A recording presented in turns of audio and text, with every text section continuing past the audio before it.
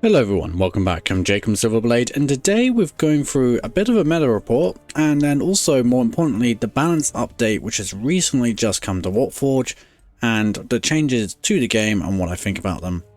Now, I'm not going to be talking about the balance update first, which I don't normally do, but I think we're just to go through why I reckon they have made the changes that they have.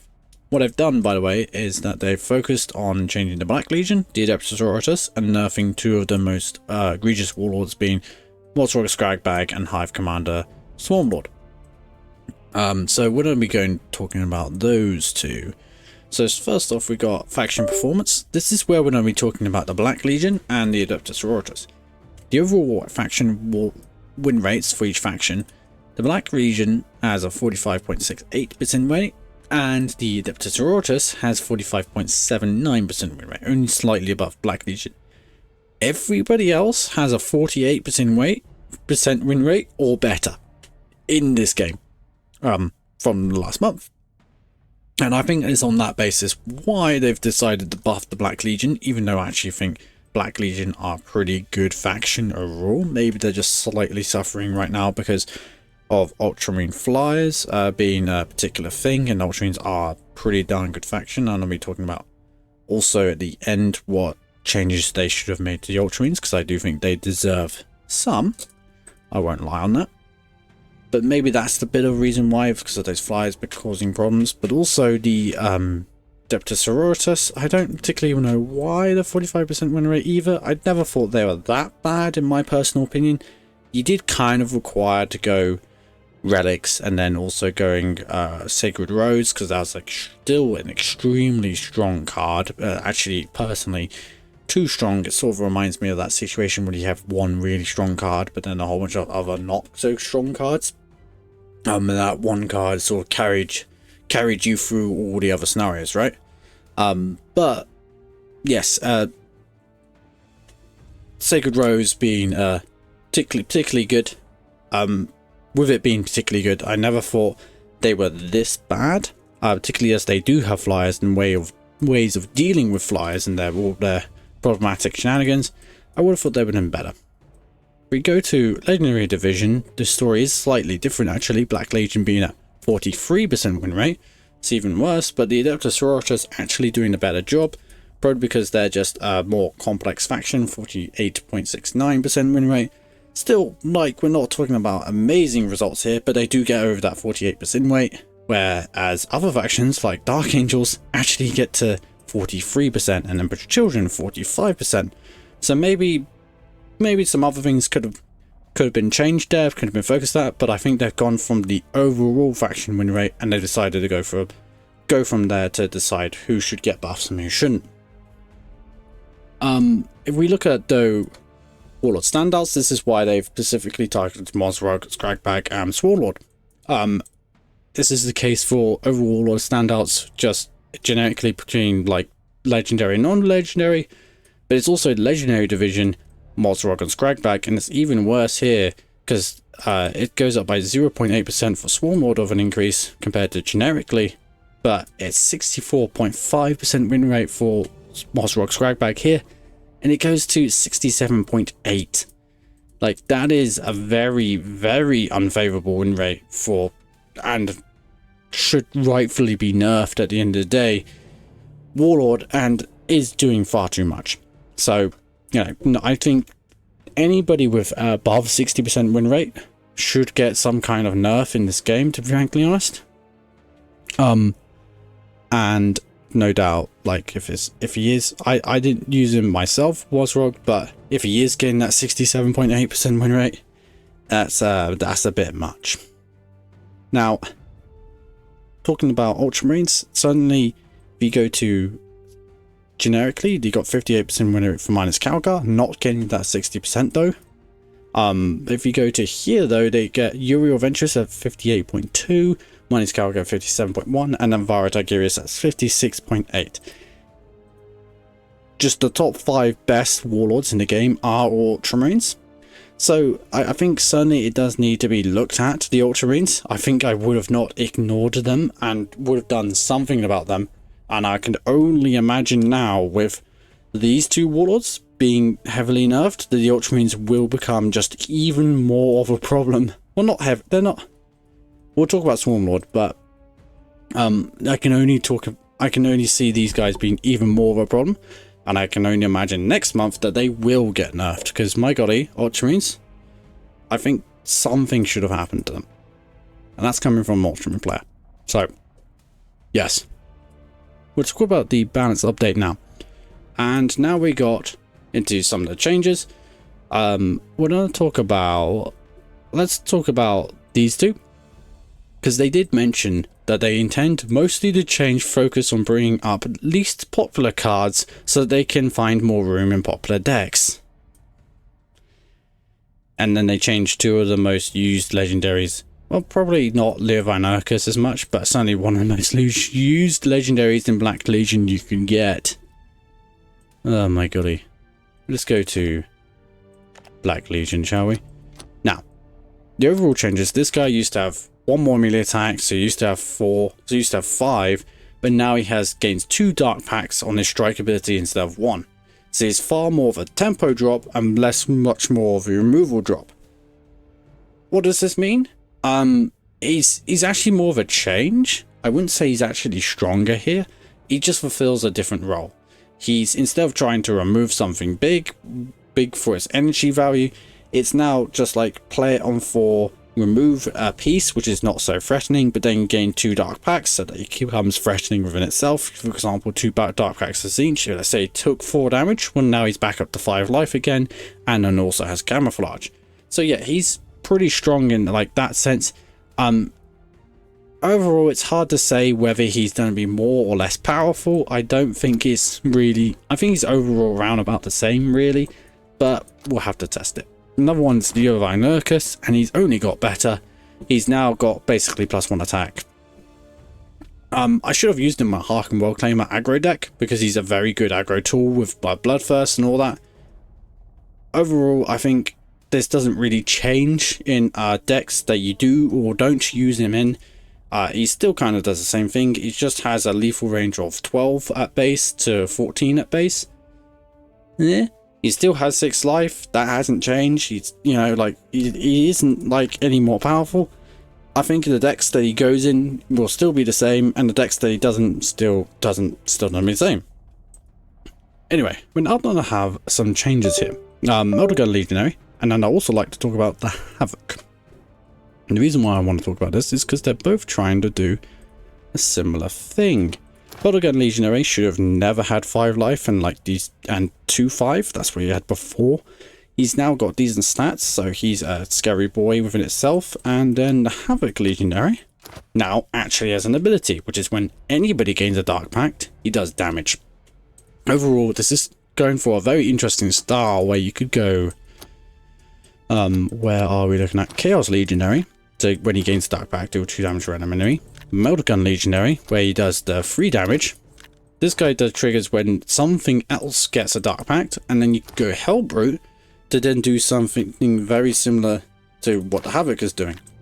Overall, you could be going for this damage ping, Dark Pact sort of synergy sort of deck, where you could be doing a lot of damage, and these... With this guy actually having the ability to be able to support that, and then the Chaos Legion, Melter Gun Legionary actually having the stats to back it up, might be an interesting deck. We'll have to see. Next up, we've got Havoc Champion, where his health increased from 7 to 8. This guy was probably necessary in a Chaos Black Crusade deck, but he was like a necessary card rather than a card you want to include, and now he's a card I reckon you want to include with that 1 extra life. He's going to be an actual thing that you have to deal with if you just play it as a 7 energy drop, and then you have to kill it, and that gives you more time to just then play Black Crusade to then actually threaten your opponent and able to destroy your opponent that way. It's a very strong combination, and I think Havoc Champion achieves that purpose now, and I think it's a very good change, and I'm very much all down for it and support it. Finally, we're going to talk about Galon's Disciple here, and why I think he's received I guess a change overall, but I think he's actually slightly worse than he used to be. He has the Blacklash ability to give vulnerable 1 to all enemies this turn. It's not until your next turn. It's just this turn. The reason why I say this is because what you used to do is give vulnerable 1 to all enemy troops. So it's not opponent's units.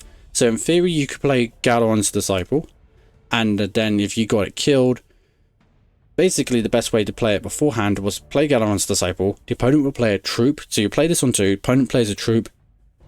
You then kill it during your opponent's turn, and that allows you to, for example, with Harkened Worldclaimer's Blast 2 ability for something like that, able to remove a 3 health unit where you beforehand you could only remove a 2 health unit. That, I suppose, hasn't changed so much. In fact, in that scenario, that very specific scenario is actually slightly better because you get vulnerable 1 on the opponent's Warlord, and then that means that when Harkened Worldclaimer attacks, he actually is going to get the additional damage to face in, which is going to be really quite nice. The problem is when you get into the later game, and the reason why I talk about this is because if in doubt, in that scenario, what you could do is you could play it on 2 energy as Galaron, as Harkened Worldclaimer. The opponent could in theory just remove it straight away. If you play it on 5 energy, they'll have more options able to remove this straight away. If you play this on 2 energy, in theory they could, for example, they could just be a Warlord. You can just do 3 generic attacks somehow, so they can remove it straight away that way. They could also just be a Warlord which is just able to maybe just have a point blank shot, some sort of random piece of removal here or there, and they remove it straight away. It just means that if they do that, let's say they have a troop, right? They have a 3 energy troop maybe. It comes in, it flanks, it removes it straight away. It then dies, right? It gains giving vulnerable 1 to all enemy troops was a permanent effect. So during your opponent's turn, you could then utilize that vulnerable 1 on the opponent's troop. They're able to kill that thing straight away. You see what I'm saying? On a 5 energy, it just means that it's less. Getting that vulnerable 1 off is like, yes, less usable later in the later game. Because if you play it down, let's say the opponent already has some troops, you used to be able to play it down, and then if they didn't kill it, you were able to kill it on your turns and your opponent's turn, and then you gave it vulnerable 1 to all the opponent's troops, and then you could utilize that to get them all killed, right? Help in that scenario. Now, in this scenario, they're not guaranteed to get vulnerable 1, because if the opponent kills it during their turn, well, the vulnerable 1 will trigger during their turn, and then they don't attack with their troops, and then the vulnerable 1 goes away, and it's as if you just spend 2 energy to have a 1/3, which isn't that great. At that point, I'd rather play Hounds of Abaddon. So yeah, it's Galaron's Disciple.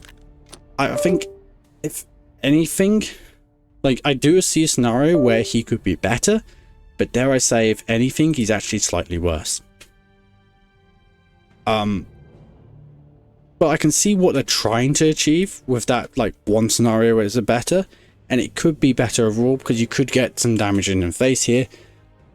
Personally, I think they could have not done that. I don't know. I think they could have left it how it was, and he might have just been better as a drop in general. Anyway, let's talk about Harkened Worldclaimer.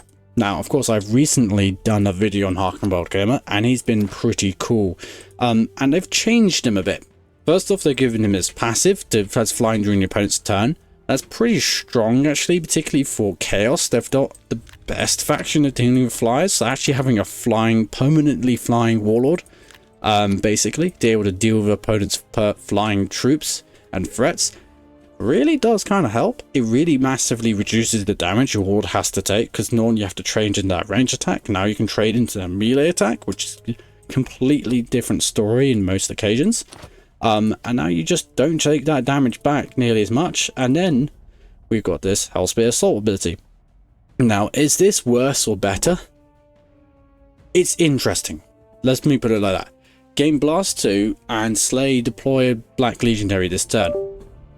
The Slay ability to gain a Black Legionary this turn. Black Legionary, unfortunately, isn't the best troop to be generating in the world for Harkened Worldclaimer. But he certainly is, most of the time he's just going to get removed, if in doubt, by the Enemy Warlord. But if he does have to get removed by the Enemy Warlord, they're able to keep tempo play or whatever, you know, he is doing 3 damage back. So if you're able to continuously, in theory, get deploying these Black Legionaries, it could continuously, in theory, you know, cause problems, right? So he could become a problem, and that would be certainly interesting if Harken Worldclaimer does that. What I would say though is how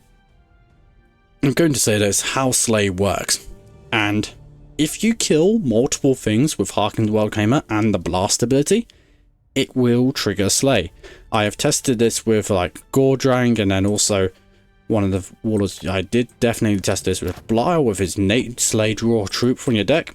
What you could do was that you could get Sacred Standard to get that blast effect, and he would draw multiple troops with the blast.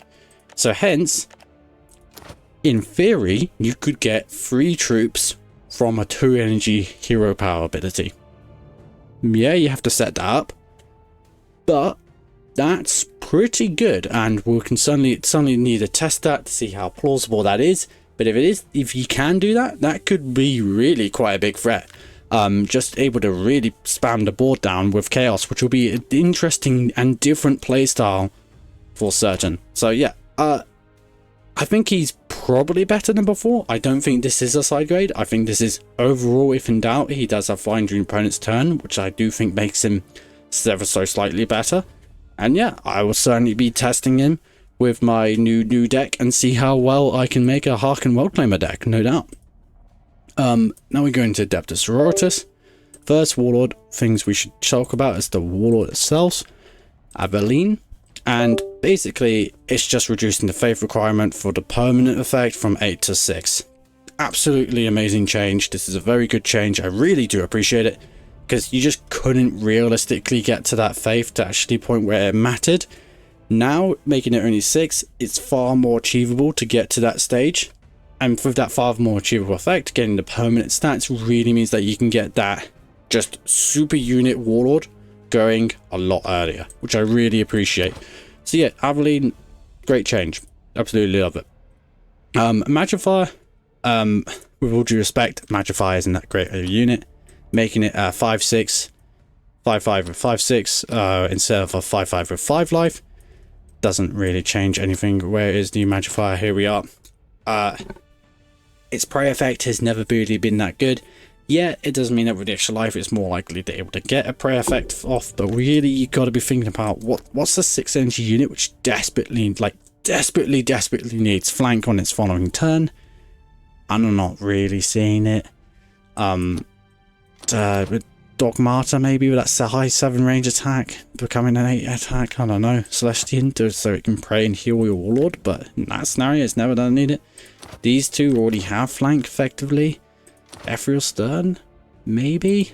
But you don't really want to lose camouflage, so you're doing this entire combo to do 2 to 3 damage. Yeah, I mean, like just like this is the best thing you could be comboing it with, and I don't think we're looking at an amazing combo here. So no, Magifier isn't good. Ethereal Stern, now this is a different unit which I've always thought, like, I've tried to use it myself, I won't lie. I've tried to make Ethereal Stern work and it doesn't really quite, but my golly, she's a camouflage unit with 7 life for only 6 energy. I mean, surely Ethereal Stern is good now, and now that it's got 5 range attack, it's a 6/5 with 7 life for 6 energy. I mean, like, she is one beefy lady. You're not able to kill her easily at all. You send a range attack flanker into her, your range attack flanker dies because it's got 5 range attack now, and then you have to send your warlord into it because you can't use a point blank shot to remove it. Yeah, like, surely she sees play now. I can only imagine. So she's got the abilities to be able to do it, and now I think she's got the stats to be able to do it as well. Moment of Grace is lowered from 2 to 1, and then Trial Suffering. What I will say about Moment of Grace is that Devout Warriors is a 1 energy draw troop, it's a 1 energy draw card. And there's not many complaints about a 1 energy draw card in this game. If not, it draws you 2 cards, which is really quite good. If you do get to that 5 faith, it is a 1 energy draw card. That's pretty good. And to give +2/+2 for 1 energy to a unit, that could be your warlord, could in theory enable aggro sisters. I'm not saying that this will enable it and it's going to become like the next best thing since sliced bread, right? But I don't know, it could be decent. It could enable it. Maybe I'm thinking like a more than Val deck potentially. You do have to get to 5 faith if you really want to make it good for like to get that draw card effect, but I don't know, could be solid. And then Trial of Suffering costing 1 energy. I just don't think this has the... I agree with the change. This should have probably always cost 1 energy to deal 1 damage because it's a downside and it gives it 1 armor. The idea is that you use it on a penitence unit to be able to trigger penitence straight away. This does definitely support a particular card the most, meaning the Penitent Engine, in fact, to gain flank and +2. So you're able to gain that flank straight away. Is able to get that armor straight away, if not armor 2, so you can attack straight away for a 7 energy card. Yes, that is a decent combination effect, and basically you only saw Penitent Engines in the past with more than Val because she had innate prey ability to get a Penitent Engine going. I just ultimately think there isn't enough Penitence units to make this card work yet. If there was more Penitent units, like particularly a 4 energy Penitent card and then a 5 energy Penitent card, then we could be seeing a different story with Trial of Suffering. But as it stands, we do not have a Penitent 5 energy / 4 energy card. So until we get some more Penitent cards, I just don't think this is a necessary play. Even though I do agree with the change and I quite like it. That's the Armorium Cherub. I love what they've done with this card, because the problem with sisters in the past is that they've definitely been a faction which is going to be very reliant on getting relics to get their faith up, but once they do get relics and get their faith up, they're like kind of a different faction. So it's like a faction of 2 halves, one which is actually really weak and one which is really strong, and it's totally depending if you get relics or not. And the idea is that you're meant to be gaining faith gradually over time, more so than just in one burst of speed. Just with relics and then to the point where you're out of control, right? This sort of enables that. And this could be a really big problem actually for 1 range attack warlords. Because this guy got flying, he gives +2 range attack to a friendly unit his turn. He's got 2 HP. So against something like Lucius in particular, or even Swarmlord, where's Lucius? With that 1 range attack, it can't actually kill it. So that if he can't actually kill it, if you're able to play this turn 1, Lucius then can't kill it, you gain 1 faith because it returns back to your hand. This could be like, for the first couple of turns, just getting you faith, just into your hand, and then you get that 2 range attack they're able to punish Lucius with. So this could be a really good like tech tool card in that sort of matchup if Lucius or Swarmlord ever gets out of hand, or if the other scenario is, I think, which is meant to be more the case, is they're able to get some solid Vanguard units in the way. So you're able to play the Vanguard Crusader, and then you're able to play this as a 3 energy combo piece, and then you're able to use your Warlord to be able to take out any sort of 3 energy tempo drop play, sort of threat. And then they have to somehow figure out how to kill the Crusader, and then also the Armorium Cherub to prevent you gaining that faith, which I think I really quite like. And I think I like that combination. It's sort of faith over time sort of thing, so long as you get the Vanguard units up. It suddenly makes this card far more interesting of a card as a sort of enabler piece for your other cards. So I really quite like that. Fiery Conviction. This card didn't really see play, and I don't think this really changes anything. Like, if you used it before, because you go wide and then you're able to get that big increase attacks off, changing it from 5 to 4 I don't really does anything. The Warlord which goes wide is Junith, and she gets her ability on 8 faith, so the breakpoint doesn't really exist, if you get what I'm saying. Like, it doesn't put down more people because of Lead the Righteous. It doesn't really achieve that. It's sort of a very much of a meh change to me, and doesn't really change any of the breakpoints to achieve this. Yeah, it is a better card technically. Is it really that much better? I don't think so. And finally, Fiery Conviction. This is one of the counterattacks to make it more plausible to use that card, because it never saw play, because you use Sacred Altar, Guidance of Saints. It is trying to encourage more of an Aggro Sisters as a potential deck. I'm not really seeing an Aggro Sisters as a deck, to be frankly honest. Cool, nice, it makes it better. Is it really the biggest change in the world that you can want to get 2 melee extra melee attack instead of 1? I don't think so, unless there was like ever a scenario where you really needed to do 4 melee damage to a particular target to kill it straight away, because if you don't, you just get absolutely destroyed. I think you would generically want 1 extra faith just to enable the faith combo effect, so you can just do that anyway with something else, right?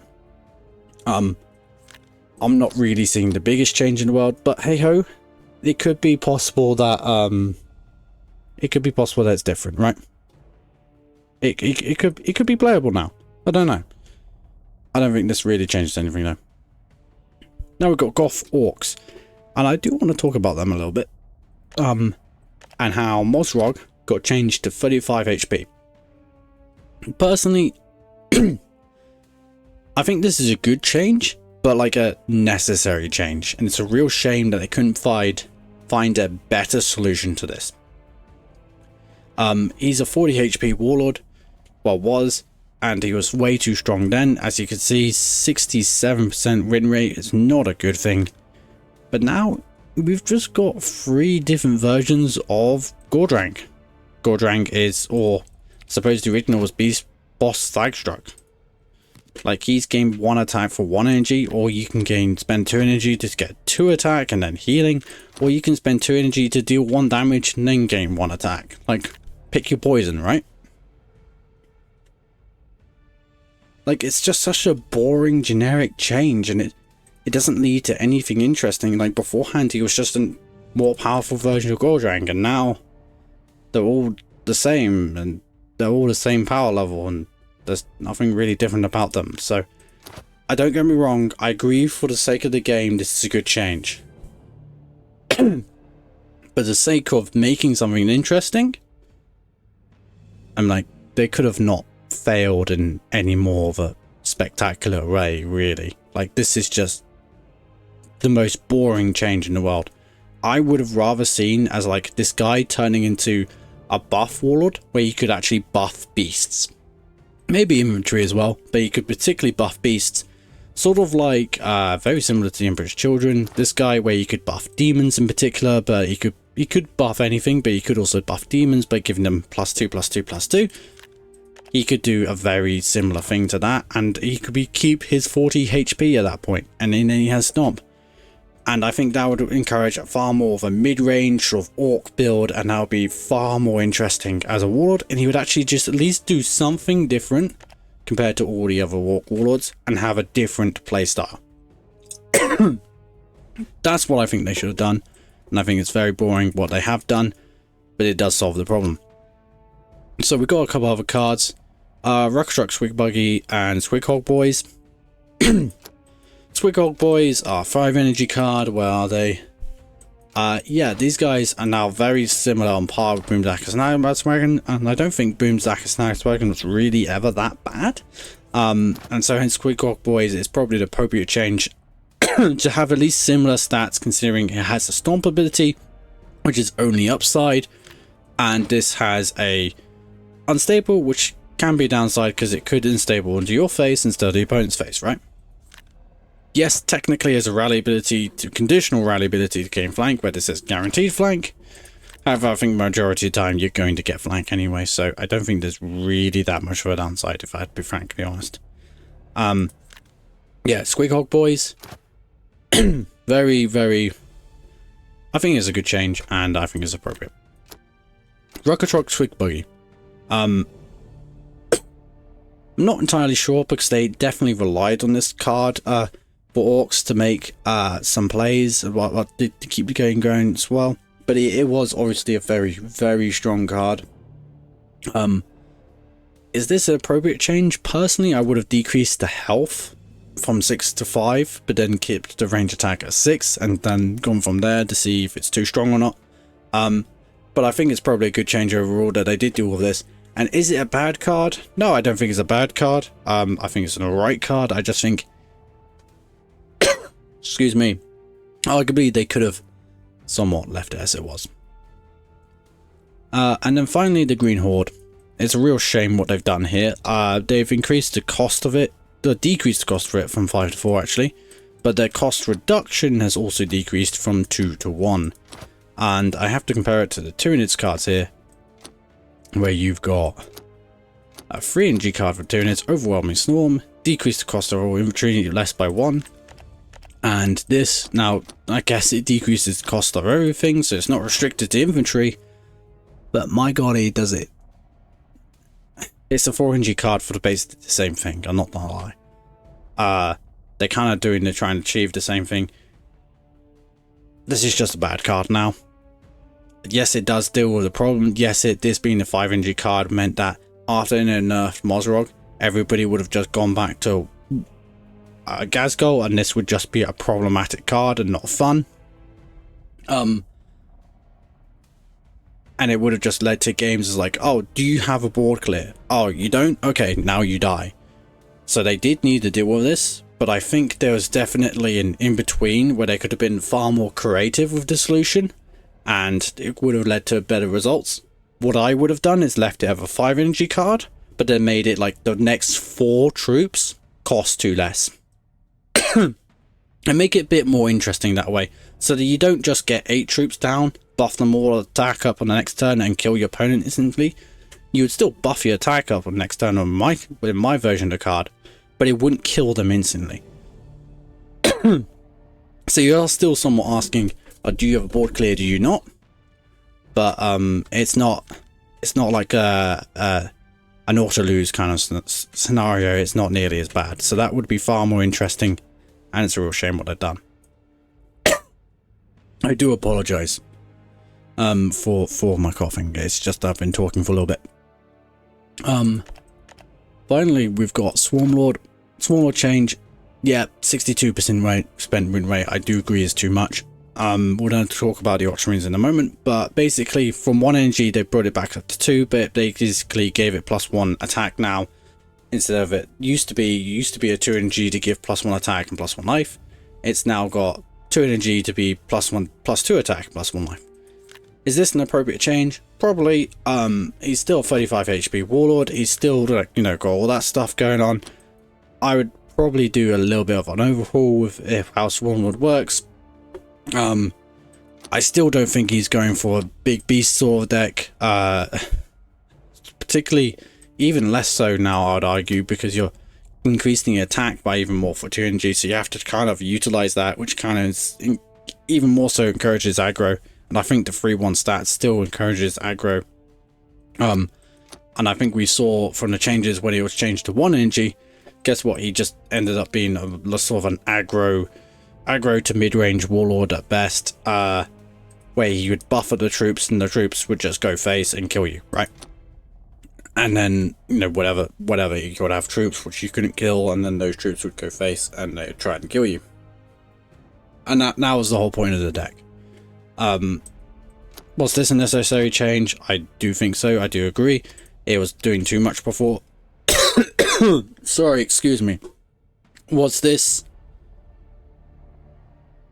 Is this a good change?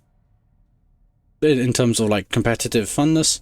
I think they're still too well established in what Swarmlord kind of does at this point that it might be too much to change it now, sort of thing. I don't know. But yeah, overall, a good change. Overall, I think the balance changes has been a good thing. I like the changes to Black Legion pretty much as a whole. I like the changes to Sororitas as a whole.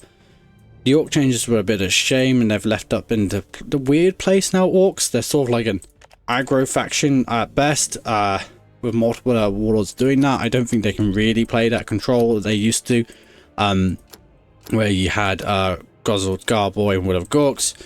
But yeah, I mean, like they're the right faction, and then Hive Tyranids, yeah, the appropriate change for that. Overall, I do agree with the changes, but it's a bit of a shame. But I do think we need to talk about Ultramarines, because they do, as we've seen in the meta report, go to Legendary Division, which I think they should focus on. I think they should consider Legendary Division, and our 3 of their warlords are all inside the top 5 actually of Legendary Division win rates. And I'd actually propose the argument that they shouldn't be thinking 60% above, then they need a nerf. I would actually argue that probably 55 maybe. It's hard to say, but maybe something over like 50, the range should be 45 to 55% win rate. And not this 60% or above win rate sort of thing.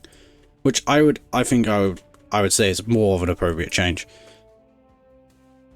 That's what they should be focusing on. But certainly, as a generic thing, some changes which I do recognize the Inceptor Sergeant might be a bit too much, giving +1 range attack to all your troops. The fact that it's all of your troops, I think is a bit much. It can either be just, as I say, only himself, or it has to be temporary, so it's until your next turn. And I think those would be an appropriate change.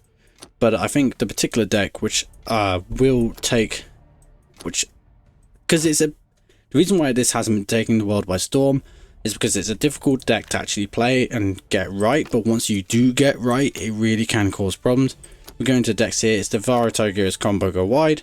You either have 2 Tactical Insights and Avenging Zeal, or you go Tactical Insight, Gather the Company and Avenging Zeal, and it kind of depends on how aggro your curve is. I've got a very early curve, so hence I've got the Gather the Company, but if you've got a bit more of a later curve, you can go for double Tactical Insight instead, basically. And it's just, it takes a bit of getting used to. You can't just go draw all the trash gems first and then do things later. You can't, most of the time you can't do that. Sometimes you can, but often in reality you can't, and you have to play the board a bit more first. But you can combo off very early on with particularly a card that I think does need change, which is excuse me, Sergeant Talion. This guy is a Codex ability refill 1 energy. I think it's way too much, and it does lead to scenarios where you just auto win as Vara Tigris, which I don't think is fun for anyone. Really, it's not particularly fun for the Vara Tigris player because you're not actually doing anything that creative. And it's certainly not fun for your opponent, because as an auto win as Vara Tigris against your opponent, well, your opponent just losing. I've never known a scenario where they've been like, oh, so I can't do anything to win? Oh, great game, mate. You play so well. You know, I've never known that to be a fun scenario. So I think certainly there's some changes here they can absolutely consider. So that'll be the Inceptor Sergeant Talion. That's another change. And the one other change I'd change is Assault Doctrine. I think it's still just doing slightly too much. And I think it should only give +3 attack instead of +4. With that Codex ability to gain 1 armor and healing 3, it's kind of like a Draconian and a Grizzle Scar Boy all in one card. And when you think about it, that's what it is. It's 2 6 energy cards in one card. So I think just that 1 less melee attack would be appropriate change so that it's not as oppressive. And those are the 3 changes I would make to Ultramarines as a whole. So yeah, I hope you all enjoyed, guys, and I'll see you next time.